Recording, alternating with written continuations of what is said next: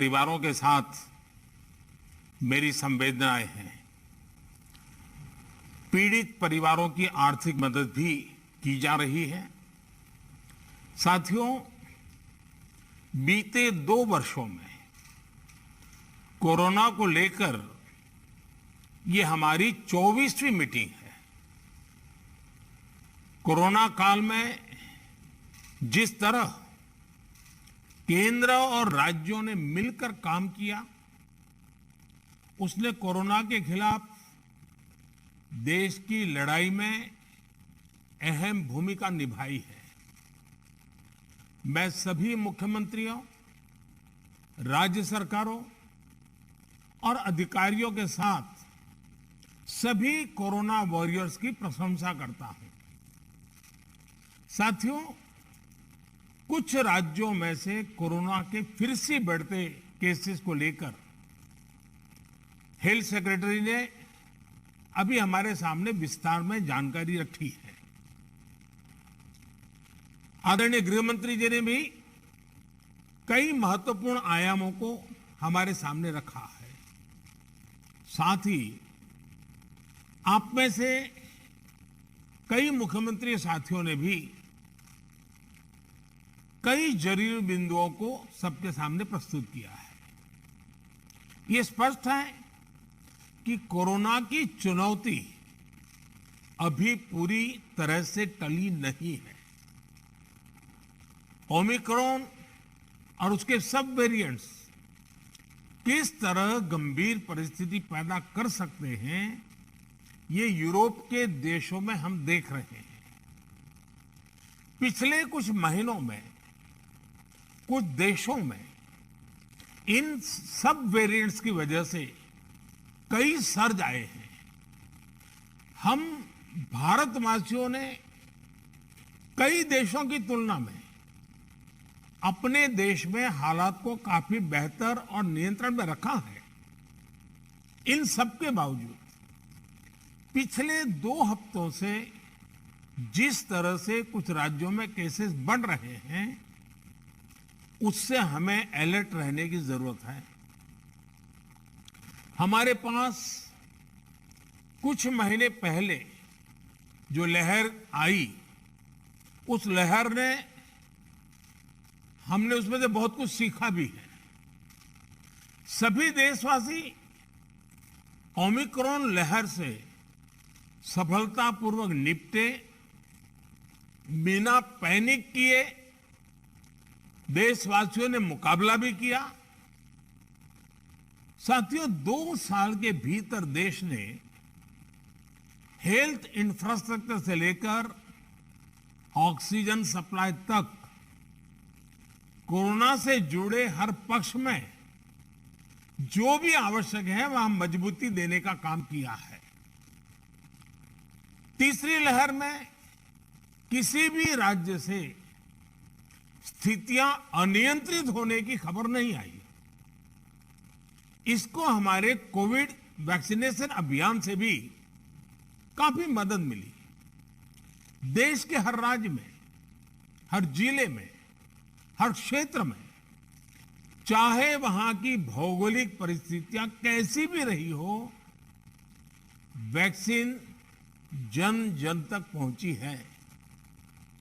प्रत्येक भारतीय के लिए ये गौरव की बात है कि आज भारत की 96% वयस्क आबादी को कोरोना वैक्सीन की पहली डोज लग चुकी है।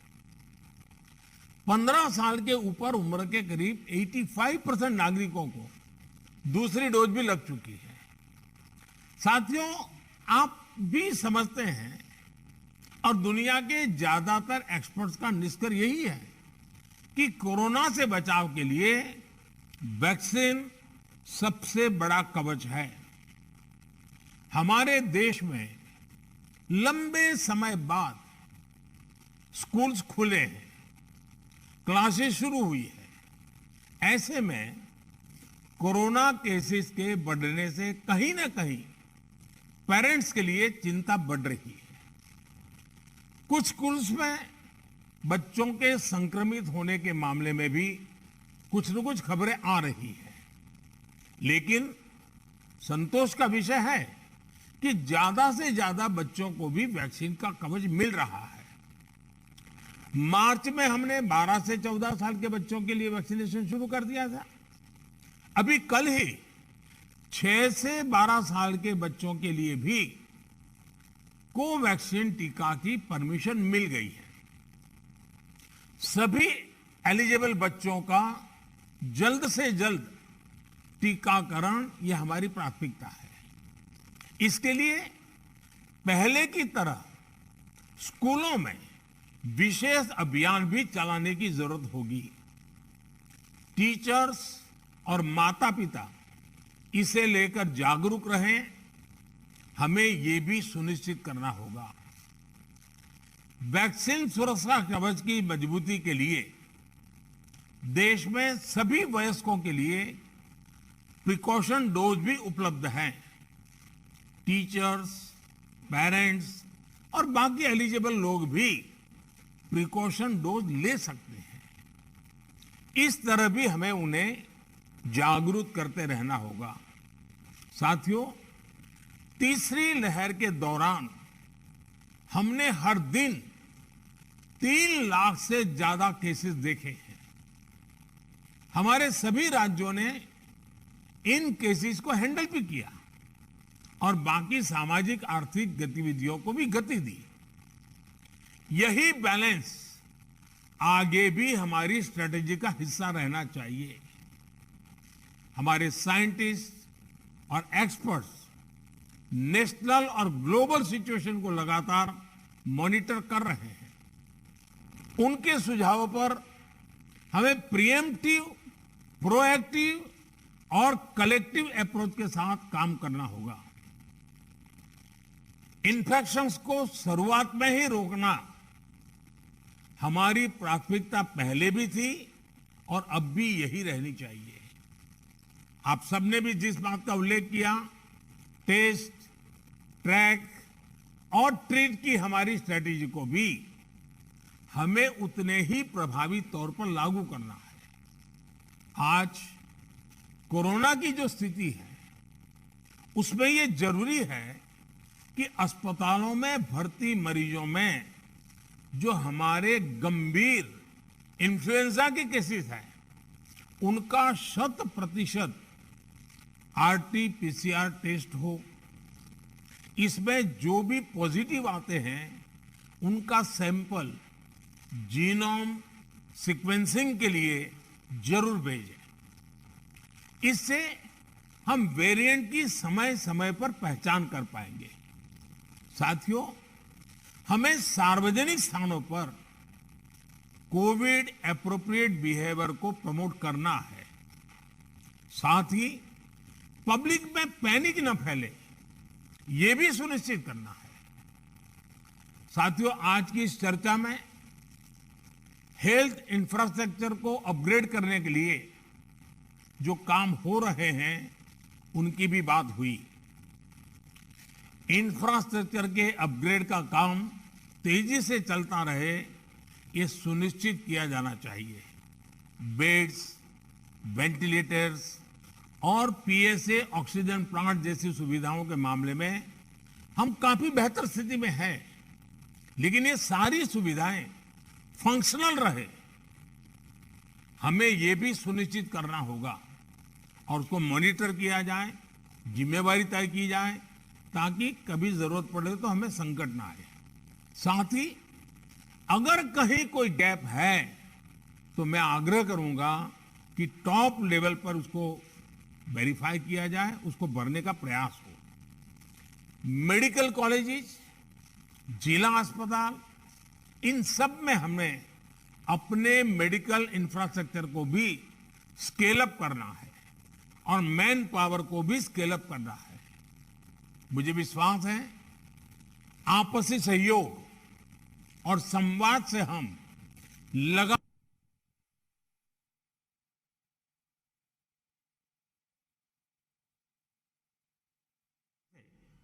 कोरोना के खिलाफ लड़ाई लड़ते भी रहेंगे और रास्ते भी निकालते रहेंगे। साथियों, कोऑपरेटिव फेडरलिज्म की जिस भावना को संविधान में व्यक्त किया गया है, उस पर चलते हुए भारत ने कोरोना के खिलाफ मजबूती से ये लंबी लड़ाई लड़ी है। वैश्विक परिस्थितियों की वजह से, बाहरी कारकों की वजह से देश की आंतरिक परिस्थितियों पर जो प्रभाव होता है, केंद्र और राज्यों ने मिलकर उसका मुकाबला किया भी है और आगे भी करना ही होगा। केंद्र और राज्यों के साझा प्रयासों से ही आज देश में बड़े स्तर पर हेल्थ इंफ्रास्ट्रक्चर में सुधार हो पाया है। लेकिन साथियों, आज इस चर्चा में मैं एक और पक्ष का जिक्र करना चाहता हूं। आज की वैश्विक परिस्थितियों में भारत की अर्थव्यवस्था की मजबूती के लिए आर्थिक निर्णयों में केंद्र और राज्य सरकारों का तालमेल, उनके बीच सामंजस्य पहले से अधिक आवश्यक है। आप सभी इस बात से परिचित हैं कि जो युद्ध की परिस्थिति पैदा हुई है और जिस प्रकार से सप्लाई चेन प्रभावित हुई है, और ऐसे माहौल में दिनों दिन चुनौतियां बढ़ती जा रही हैं। ये संकट, वैश्विक संकट, अनेक चुनौतियां लेकर के आ रहा है।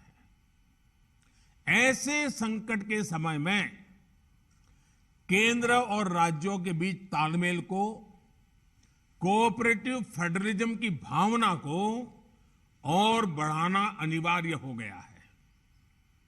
अब मैं एक छोटा सा उदाहरण देता हूं। जैसे पेट्रोल डीजल की कीमतों का एक विषय हम सबके सामने है। देशवासियों पर पेट्रोल डीजल की बढ़ती कीमत का बोझ कम करने के लिए केंद्र सरकार ने एक्साइज ड्यूटी में कमी की थी। पिछले नवंबर महीने में कम की थी। केंद्र सरकार ने राज्यों से भी आग्रह किया था कि वो अपने यहां टैक्स कम करे और ये बेनिफिट नागरिकों को ट्रांसफर करे।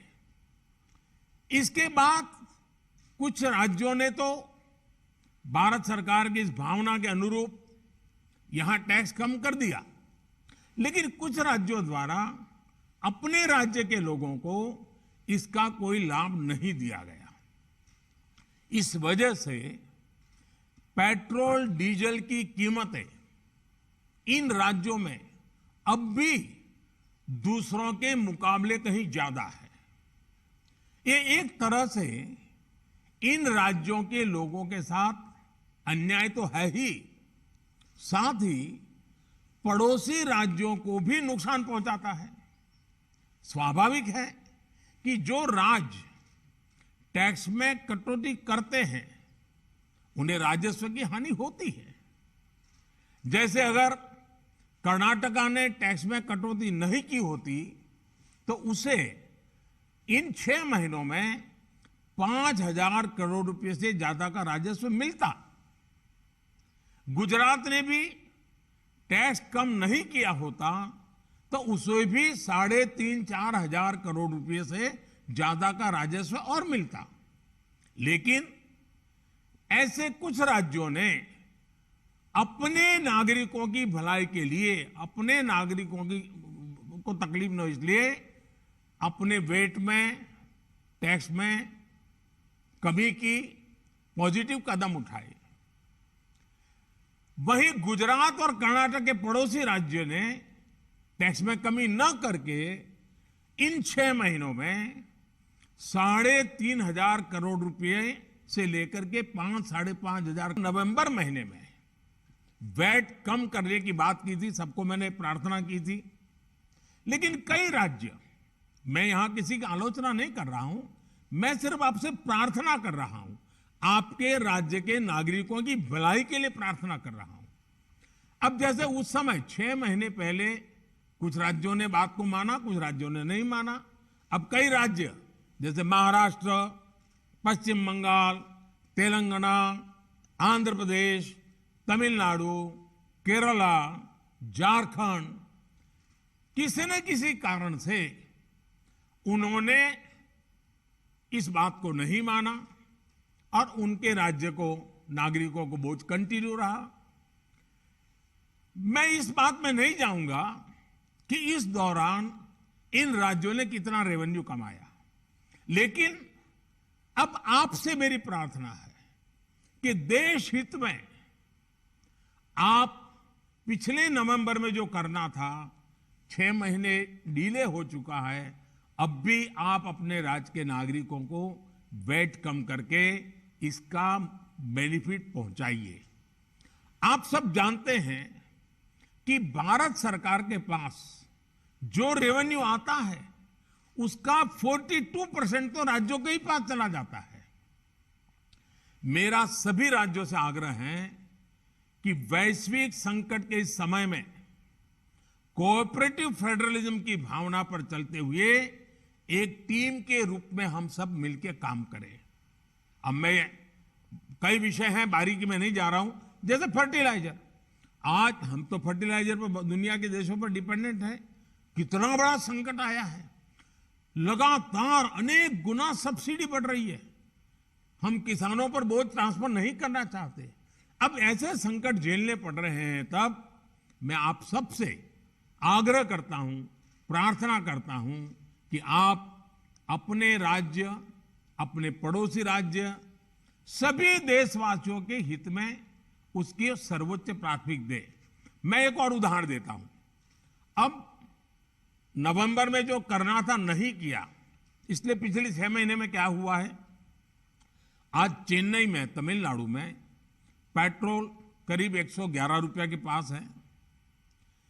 जयपुर में 118 से भी ज्यादा है। हैदराबाद में 119 से ज्यादा है। कोलकाता में 115 से ज्यादा है। मुंबई में 120 से ज्यादा है। और जिन्होंने कटौती की, मुंबई के ही बगल में दीव दमन में 102 रुपया है। मुंबई में 120, बगल में दीव दमन में 102 रुपया। अब कोलकाता में 115, लखनऊ में 105, हैदराबाद में 120 करीब करीब, जम्मू में 106, जयपुर में 118, गुवाहाटी में 105, गुड़गांव में 105 है। देहरादून, छोटा राज्य हमारा उत्तराखंड, 103 रुपया है। मैं आपसे आग्रह करता हूं कि आप 6 महीने भले जो कुछ भी आपका रेवेन्यू बढ़ा आपके राज्य के काम आएगा, लेकिन अब पूरे देश में आप सहयोग कीजिए। ये मेरी आपको विशेष प्रार्थना है आज। साथियों, एक विषय और जिस पर भी मैं अपनी बात आज कहना चाहता हूं। देश में गर्मी तेजी से बढ़ रही है और समय से पहले बहुत गर्मी बढ़ रही है, और ऐसे समय में हम अलग अलग स्थानों पर आग की बढ़ती हुई घटनाएं भी देख रहे हैं। जंगलों में, महत्वपूर्ण इमारतों में, अस्पतालों में आग की कई घटनाएं बीते कुछ दिनों में हुई है। हम सबको याद है वो दिन कितने पीड़ादायक थे जब पिछले साल कई हॉस्पिटलों में आग लगी, और वो बड़ी दर्दनाक स्थिति थी। बहुत मुश्किल समय था वो। अनेक लोगों को इन हादसों में अपनी जान गंवानी पड़ी थी। इसलिए मेरे सभी राज्यों से आग्रह है कि अभी से हम विशेषकर हॉस्पिटलों का सेफ्टी ऑडिट करवाएं, सुरक्षा के इंतजाम पुख्ता करें और प्राथमिकता के आधार पर करें। ऐसी घटनाओं से हम बच सके, ऐसी घटनाएं कम से कम हो, हमारा रिस्पांस टाइम भी कम से कम हो, जान माल की हानि ना हो।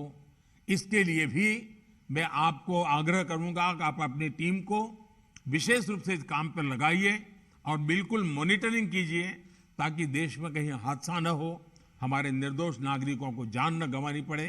साथियों, आप सभी ने समय निकाला, इसके लिए मैं एक बार फिर आप सबका आभार व्यक्त करता हूं और हमेशा मैं आपके लिए उपलब्ध रहता हूं। कोई भी जरूरी सुझाव आपके होंगे तो मुझे अच्छा लगेगा। मैं फिर एक बार आप सबका बहुत बहुत धन्यवाद करता हूं।